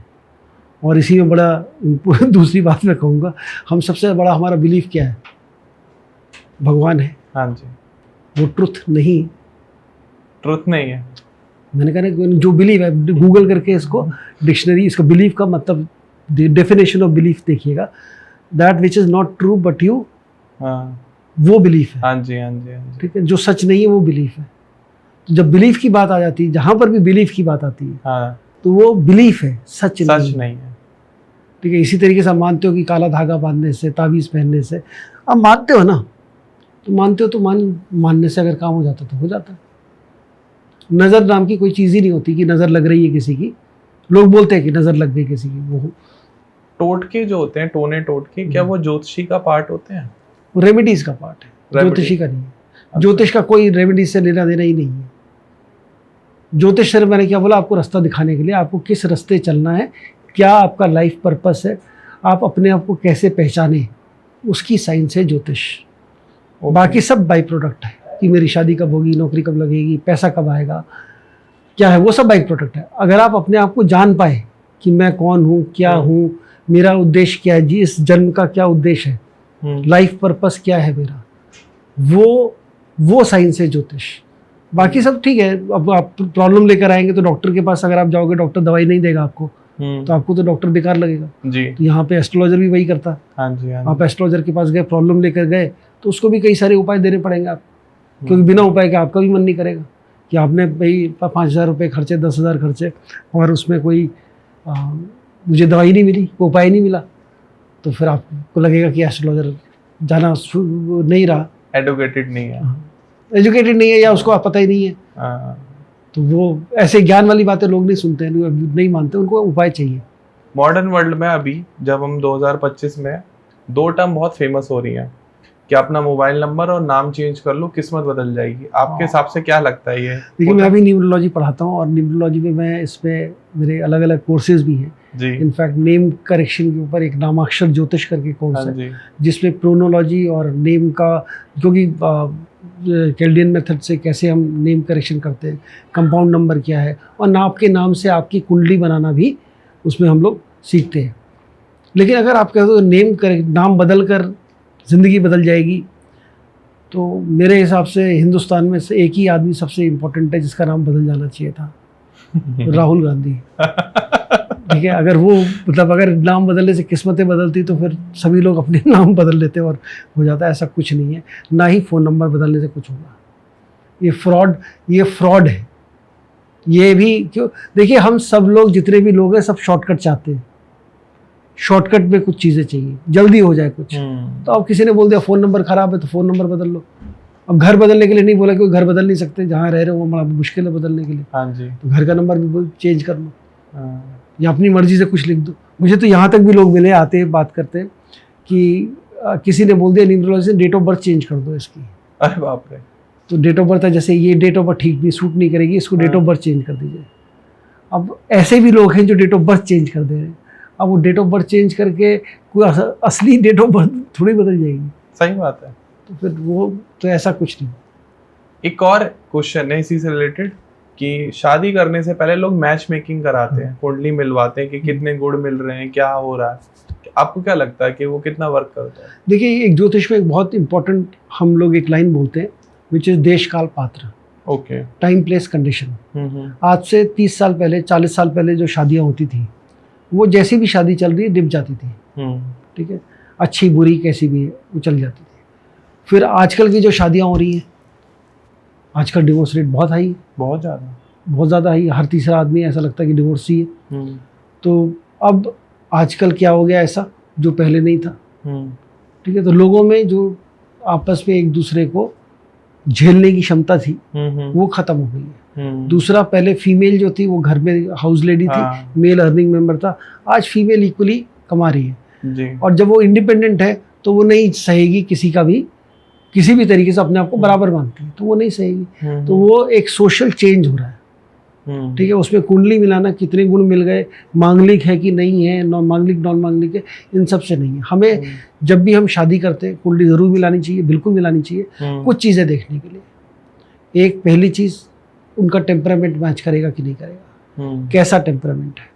दूसरी चीज़, आपका मतलब पैसा का स्टेटस कैसा रहेगा, दोनों की नौकरियां चलेंगी, अगर नौकरी कर रहे हैं, या फाइनेंशियली कैसा रहने वाला है, वो बहुत इंपॉर्टेंट है। फाइनेंस फैक्टर, बच्चे होंगे कि नहीं होंगे, चाइल्ड बर्थ के लिए, क्योंकि बहुत सारे डिवोर्सेज और प्रॉब्लम तब आती हैं जब चाइल्ड बर्थ नहीं होता। एग्जैक्टली। फिर फिजिकल कंपैटिबिलिटी कैसी है, मेंटल कंपैटिबिलिटी कैसी है, उन सब चीज़ों के लिए कुंडली ज़रूर मिलानी चाहिए, बिल्कुल मिलानी चाहिए। और इसके लिए नहीं कि मांगलिक दोष है कि कितने गुण मिले, और ये चीज़ें गुण मिलने से नहीं देख रहे हम, ये हम ओवरऑल हॉरोस्कोप स्टडी करके देखेंगे, पूरा हॉरोस्कोप स्टडी करके आने वाली दशाएं कैसी है, आने वाला समय कैसा है, कब कब प्रॉब्लम आएगी, वो सारी चीज़ें देखनी। ओके, ना कि हम ट्रेडिशनल मेथड उस तरीके से कुंडली नहीं मिलाए। अब आजकल नहीं, आजकल चलेगी नहीं।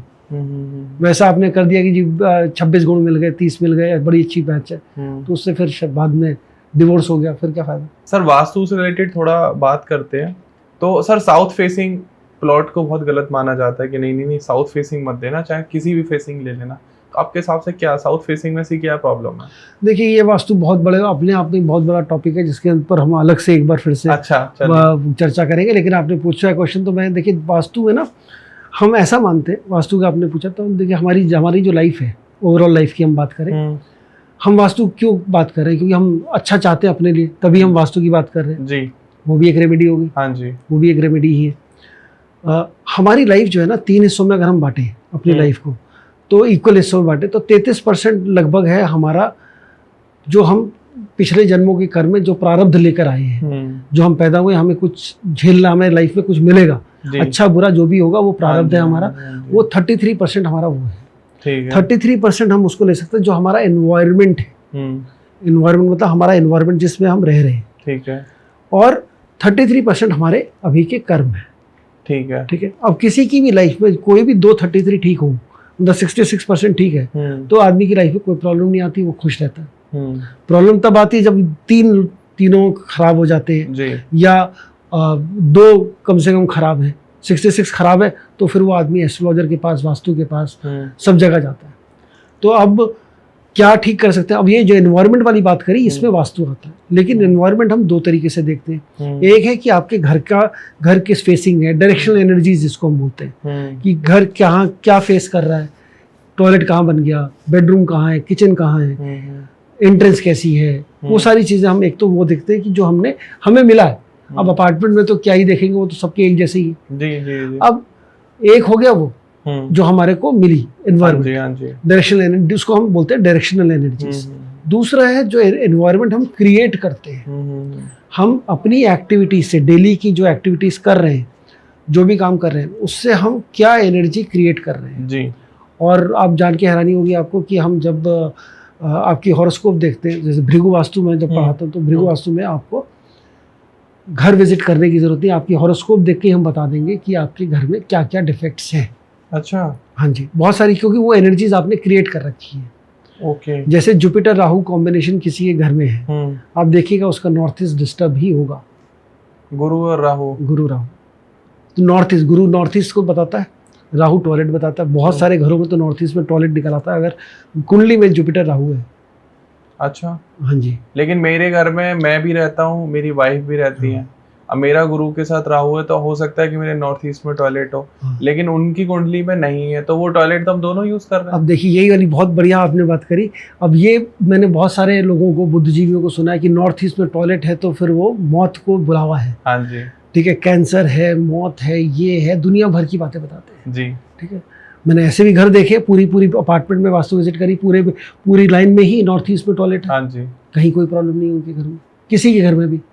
मतलब ऐसी होती तो पता लगता है कि भाई कोई किसी के साथ दिक्कत हुई, थोड़ी बहुत हेल्थ इश्यूज तो सभी को आते हैं। हाँ जी, हाँ जी। तो अब ये क्यों नहीं आए उनके यहाँ?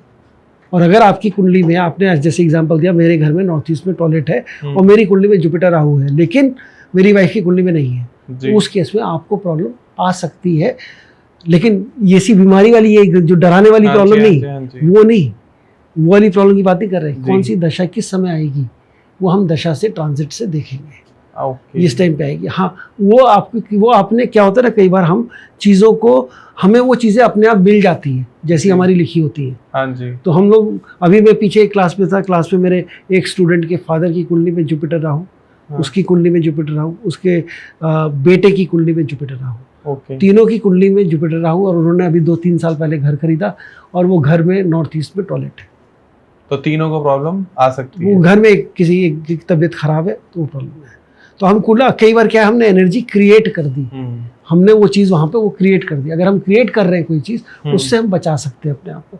तो 50% जो 33% है उसका 50% हम ठीक कर सकते हैं, वो हमारे हाथ में। अच्छा, वो हमारे हाथ में, तो हम उस तरीके से उस चीज़ को देख कर लें। तो इसलिए वो हॉरोस्कोप देखना बहुत ज़रूरी है। और ये बड़ा स्वाभाविक क्वेश्चन आता है कि एक घर में क्या हम एक वास्तु करेक्शन कर दें तो सबकी लाइफ ठीक हो जाएगी? आपको ऐसा भी मिलेगा कि एक घर के अंदर एक का प्रोफेशन करियर हस्बैंड वाइफ है, एक का करियर बहुत स्ट्रांग चल रहा है, दूसरे का करियर बहुत डाउन जा रहा है। होता है ऐसा होता है। तो वो क्यों होता है? अगर वास्तु ठीक है तो दोनों के हिसाब से ठीक नहीं है। नहीं, समय दोनों का समय अलग अलग चल रहा है। तो कुंडली देखे बिना वास्तु नहीं कर सकते। अच्छा, वास्तु में जनरली जो रेमेडीज रहती हैं, उपाय रहते हैं, ग्रीन टेप लगा दीजिए, ब्लू टेप लगा दीजिए, या एक लाइट लगवा देते हैं। हाँ। क्या ये करने से काम बन सकता है? देखिए, आजकल मार्केटिंग का ज़माना है, ठीक है। ये जो आप ग्रीन टेप ब्लू टेप ये जो बात कर रहे हैं, ये रेमेडीज़ में काम आती है। ये क्या है? ये जनरली महावास्तु वाली रेमेडीज़ है। हाँ, ठीक है। अब महावास्तु वाली रेमेडीज़ कौन सी हो गई? महावास्तु का नाम अगर आपने सुना हो तो श्री खुशदीप बंसल जी के द्वारा इंदौर से नहीं, दिल्ली के ही है। दिल्ली के, हाँ, खुशदीप बंसल जी काफ़ी राउंड नेम है वास्तु में, सबसे बड़े वास्तु इंडिया के वास्तु। हाँ जी, वो है, ठीक है। वो वास्तु है, मैं ज़्यादा उसमें बोलूँगा नहीं यहाँ पर कुछ। आप उनके लिए गूगल कर लीजिएगा, 2-3 साल की उनकी हिस्ट्री चेक कर लीजिएगा। अगर वास्तु करने से उनकी लाइफ सबकी सारी चीज़ें ठीक हो जाती है तो उनकी लाइफ। और वास्तु की आप बात करें, चलो और इंटरेस्टिंग मैं आपको उसका एक वो बताता हूँ फैक्ट। महाभारत काल में इंद्रप्रस्थ बना था जी, किसने बनाया था? इंद्रप्रस्थ की रचना किसने करी थी? मुझे जानकारी नहीं। जो वास्तु के जिनकी हम पूजा करते हैं, जो वास्तु के जो मेन है, हाँ, विश्वकर्मा जी। हाँ जी, हाँ जी, हाँ जी। अगर वो वास्तु कंप्लाइंट था, पूरा शहरी वास्तु कंप्लाइंट था, तो महाभारत की हुई ऐसी। सर, उसके लिए भी पूछते हैं द्वारका के लिए कि वो भी वास्तु कंप्लाइंट था, तो वो उसके साथ क्यों? तो देखिए, फिर क्या, फिर एक आपकी कहानी आ जाती है। क्या जरूरी है? कर्म इंपॉर्टेंट है, समय इंपॉर्टेंट है कि वास्तु इंपॉर्टेंट? क्या ही क्वेश्चन है सर, ये तो वास्तु कंसल्टेंट जो प्रॉपर बैठे हैं उनसे पूछ सकते हैं कि रावण की लंका भी वास्तु कंप्लाइंट थी, सारी चीजें वास्तु तो क्या इंपॉर्टेंट हुआ? वही तो बताना चाहता हूँ। वास्तु कंसल्टेंट क्या, मैं ही वास्तु कंसल्टेंट हूँ, मैं पढ़ाता हूँ वास्तु। मैं आपको खुद बता रहा हूँ कि क्या चीज़ इंपॉर्टेंट है। वास्तु जरूर ऐसा नहीं वास्तु इंपॉर्टेंट नहीं है, बिल्कुल इंपॉर्टेंट है, बहुत इंपॉर्टेंट है वास्तु। आपका इन्वायरमेंट आप जो क्रिएट कर रहे हो दैट इज़ वेरी इंपॉर्टेंट, जो जिस तरीके से आप रह रहे हो दैट इज। लेकिन उन सबसे इंपॉर्टेंट है आपके कर्म। रावण ने कर्म गलत किया, गलत फल होगा। यहाँ पे इंद्रप्रस्थ पूरी की पूरी वो थी, पूरी नगरी ही वास्तु को विश्वकर्मा जी ने स्वयं बनाई थी। कोई और हम छोटे मोटे वास्तु कंसल्टेंट ने कुछ किया हो तो वो टिप दी होगी यहाँ पे ये कर लो, अलग बात है। वो तो विश्वकर्मा जी ने खुद बनाई थी, जिनका हम लोग जिनकी बुक जो है जो हम पढ़ते हैं, जो बेसिक वास्तु के वो माने जाते हैं, फाउंडर माने जाते हैं जी। तो वो उन्होंने खुद बनाई। वहाँ महाभारत, अगर वो इतना सब कुछ सही था, वास्तु करने से सारी चीज़ें ठीक हो जाती हैं, तो फिर बाद में महाभारत क्यों होती? सही बात। तो मैं इतना ही कहूँगा कि भाई कर्म ठीक रखिए अपने, कर्म सही रहेंगे तो सारी चीज़ें ठीक रहेंगी। कर्म गलत होंगे, मतलब अगर आपके घर में आप अगर सही कर्म कर रहे हैं तो खराब वास्तु भी ठीक हो जाएगी। नॉर्थ ईस्ट का टॉयलेट भी प्रॉब्लम नहीं करेगा। अगर आप सही गलत कर्म कर रहे हैं तो नॉर्थ ईस्ट में भगवान की जितनी मर्जी मूर्ति रख लीजिए तब भी प्रॉब्लम आकर ही रहेगी। एक क्वेश्चन और आता है सर यहाँ पर, वास्तु से रिलेटेड, ये जब चल रही है बात तो पूछ लेता हूँ। घर में मंदिर नहीं रखना चाहिए, इस पर बहुत लंबी डिबेट हो चुकी है, आपके हिसाब से क्या सही है? घर में मंदिर होना चाहिए, बिल्कुल होना चाहिए। एक पूजा का स्थान होना चाहिए जहाँ पे आप बैठ के पूजा कर सको, ठीक है। वो प्रेफरेबली नॉर्थ ईस्ट में होना चाहिए। नॉर्थ ईस्ट में प्रेफरेबली नॉर्थ ईस्ट में होना चाहिए, नॉर्थ या ईस्ट या नॉर्थ, क्योंकि नॉर्थ ईस्ट जुपिटर की डायरेक्शन है। साथ में भी बता दीजिए उसका गुंबद होना चाहिए या नहीं होना? देखिए, ये सब जो है ना, ये मतलब अब मैं क्या बोलूँ इसमें, मेरे को इसमें इतनी ज़्यादा कॉम्प्लिकेशंस है। गुंबद होना नहीं चाहिए, कितने इंच की मूर्ति होनी चाहिए, इससे छोटी होनी चाहिए, बड़ी होनी चाहिए, पत्थर की होनी चाहिए, चांदी की होनी चाहिए, सोने की होनी चाहिए, जैसी श्रद्धा है आपकी वैसी रखिए, कोई प्रॉब्लम नहीं है मंदिर रखने। अगर आपके, मैंने क्या बोला, भगवान ना तो आपके मंदिर से परेशान है, ना उससे फल मिल रहा है आपको, ना किसी और चीज़ से फल मिल रहा। आपका भाव कैसा है? आप पूजा कर रहे हो, भगवान की पूजा कर रहे हो, घंटी बजा रहे हो भगवान की पूजा करते हुए, और मन में आपके कुछ और इधर इंस्ट्रक्शन दे रहे हो, ये भी काम कर लो, मन में शांति नहीं है, भाव ज़ीरो है, श्रद्धा ज़ीरो है, सिर्फ नाम के दिखावे के लिए कर रहे हो, तो फल भी दिखावे का ही आएगा, फल भी दिखावे का आएगा। अगर आपके अंदर श्रद्धा है, पूरे मन से कर रहे हो, मंदिर भी नहीं जा रहे हो, फॉलो भी नहीं कर रहे कुछ, लेकिन मन में ऊपर वाले के लिए सरेंडर है, कि जो होगा अच्छा ही होगा। हाँ जी। जो करा रहा, और भगवान क्या चाहते हैं, जैसे हम लोग बात करते हैं भक्ति मार्ग की बात करते हैं, भक्ति योग एक है कि वो लोग सोचते हैं कि भक्ति योग का मतलब हो गया कि हम पूजा करते रहे, बस भगवान की पूजा करें हो गया। असली ये है कि हम भगवान के लिए सरेंडर हो जाएं। हमारी लाइफ में जो हो रहा है वो भगवान कर रहा है, अच्छा भी वही कर रहा है, बुरा भी वही कर रहा है, तो जो भी है वो अच्छा है, उसके हवाले है, डोर उसके हवाले है। हमने टेंशन छोड़ दी, उसको दे दी, उसके हाथ में छोड़ दिया, जो करेगा अच्छा करेगा, और आप अपने कर्म करते चलो। तो वो है भक्ति योग, वो है भक्ति। ये मंदिर क्या होना चाहिए, ये जब कर जो ठीक है, वो हमारे रिचुअल है, वो हमारे को सिखाया गया रिचुअल है, वो रिचुअल पढ़िए।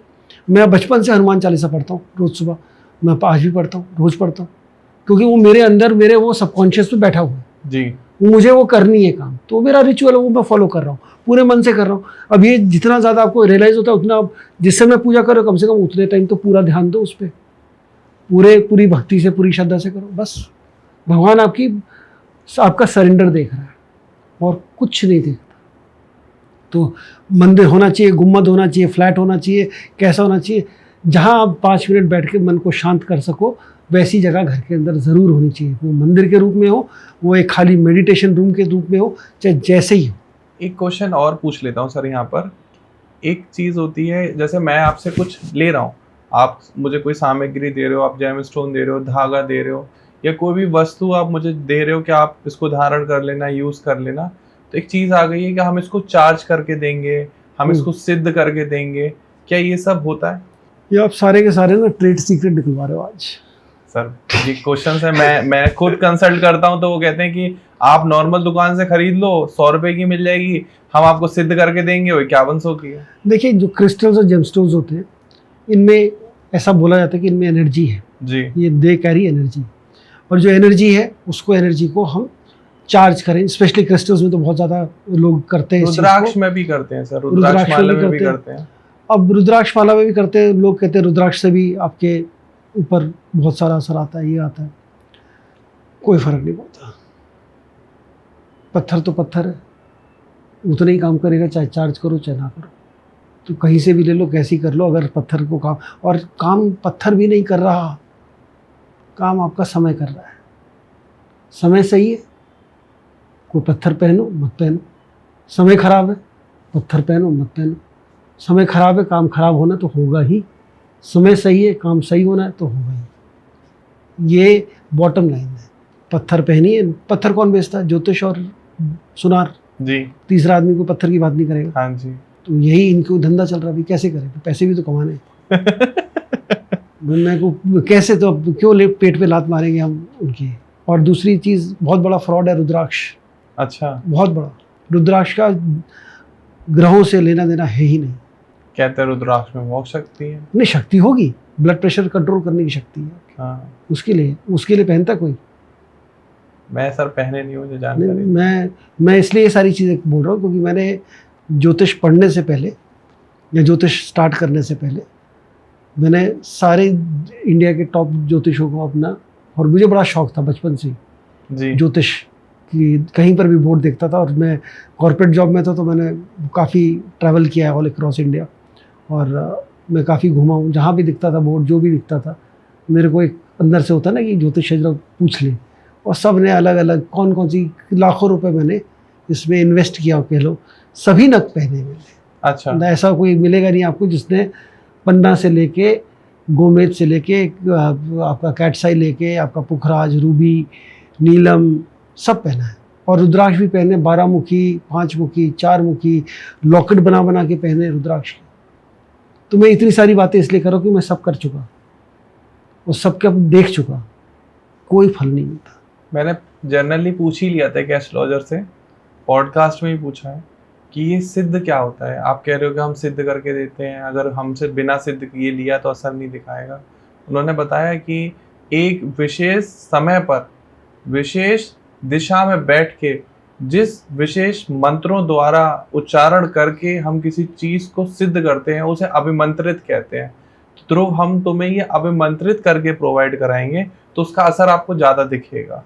विशेष कपड़े भी पहन के करेंगे सर, जुड़ सकते हैं इसमें, जुड़ सकते, कुछ और भी एक टांग पे खड़े होकर करेंगे। देखिए, मैं ये नहीं कहूँगा कि उसका कोई मतलब नहीं है, हाँ लेकिन जी। पत्थर के असर पे कोई मतलब नहीं है, आपके सबकॉन्शियस में ज़रूर है उसका मतलब। जी। पत्थर का इफेक्ट वैसे ही है जैसा है।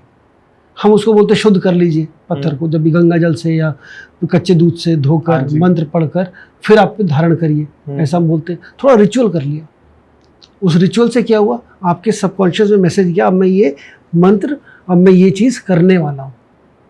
तो जब हम देखिए, मैंने क्या बोला, remedies, faith in the remedy, it is the faith in your remedy that works. तो हम क्या कर रहे हैं ये सब करके, हम रेमेडी पे फेथ जनरेट कर रहे हैं। जीडीपी का बहुत बड़ा हिस्सा है सर अभिमंत्रित शब्द। हाँ तो अच्छी बात है, मैंने कौन सा, बहुत बढ़िया चीज़ है, बिल्कुल है भाई, एस्ट्रोलॉजर्स की रोजी रोटी है। 100 रुपए की चीज सर 11,000 अभिमंत्रित हो गई जा सकती है। बहुत अच्छी बात है, तो आप जिसको विश्वास है वो करेगा वो।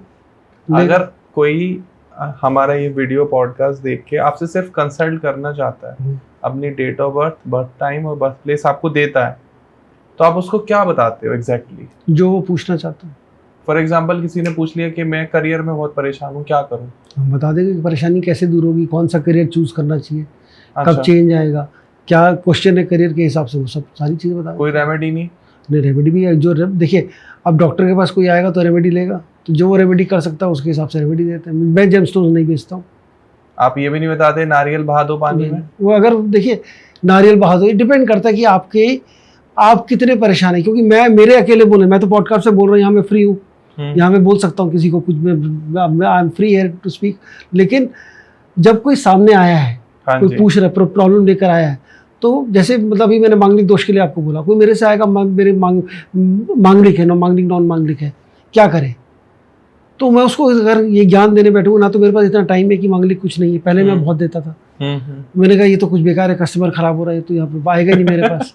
फिर मैं बोला अब ये क्या हो गया, फिर अब मैंने देना बंद कर दिया ये सब। तो अगर कोई पूछता है मांगलिक है, तो मैं उसको उज्जैन भेजता हूँ, जाके पूजा कराइए वहाँ पर, और अपना दोष दूर कराइए, क्योंकि आप मेरे अकेले कहने से ये चीज़ नहीं ख़त्म होगी। हाँ, और बहुत सा और बाकी लोग बोले कि ये नहीं काम करती, ये चीज़ ऐसी नहीं है, तो ज़रूर होगी। और आपका विश्वास अगर नक पे है, तो आपका विश्वास एक भगवान पे है। हाँ। कि मेरा तो भगवान हनुमान जी सब कुछ करेंगे, और मैं बोलूँ हनुमान जी काम नहीं करते, हाँ जी, ठीक है, तो वो तो फिर गलत हो गया ना जी।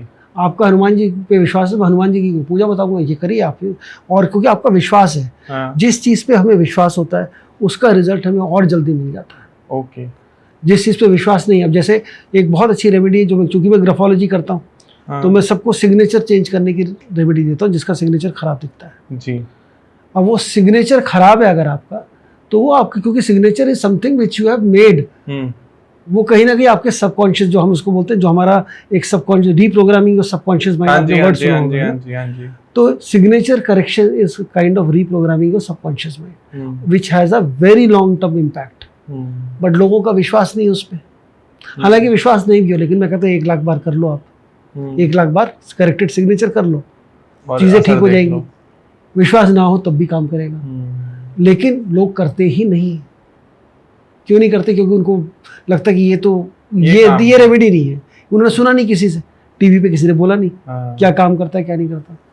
तो मेरा काम बताना, जब जिसको पायराइट रेमेडी लगता है कि पायराइट रख लो जेब में पैसा आ जाएगा, जो रील देखिए वो पायराइट रखने से पैसा आता, तो फिर मतलब ट्रक ही रखवा लेते पायराइट के सब जितने बड़े वाले।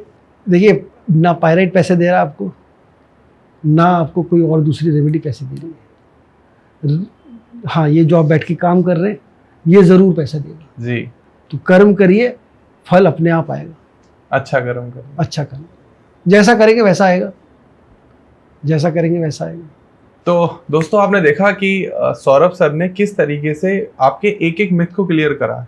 ऑब्वियस है कि ये बात हम बार बार करेंगे कि ये चीज़ काम करती है, क्या चीज़ काम नहीं करती है, और अलग अलग वीडियोस आएंगी, रील्स आएंगी, तो आपको समझ में आएगा कि हाँ, इम्पॉर्टेंट, जो मेन इम्पॉर्टेंट है वो कर्म है। ऑब्वियस, आप जैसे कर्म करोगे वैसे ही आपको फल मिलेंगे। अब आप रेमेडी करते रहोगे तो कर्म कब करोगे? हो सकता है जितना टाइम आप उस रेमेडी को करने में लगा रहे हो, उतना टाइम आप अपने कर्म को करने में लगा दो, जॉब की तैयारी में लगा दो, हेल्थ में लगा दो, करियर में लगा दो, शादी नहीं हो रही है, एक अच्छा पार्टनर ढूंढने में लगा दो, तो शायद वो जल्दी फल आपको मिल जाए।